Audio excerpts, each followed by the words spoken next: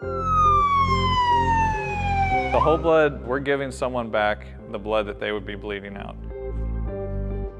It has everything you'd expect in someone's blood if they bled it out. It has all the coagulation, all the red blood cells, everything you'd want. And it makes sense. You bleed it out, that's what you want to put back in. When someone is bleeding and they call 911, one of the questions that they're asked is if they're bleeding. And if they're bleeding, how much they're bleeding. If it's a severe hemorrhage or a major hemorrhage, then they will send a blood response.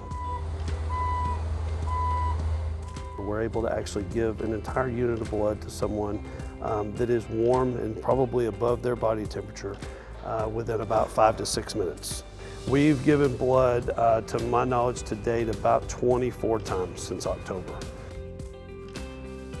We're showing up, giving them blood on scene and in transport, and we're saving them when they otherwise would not have made it or had a chance to get to the hospital and make it.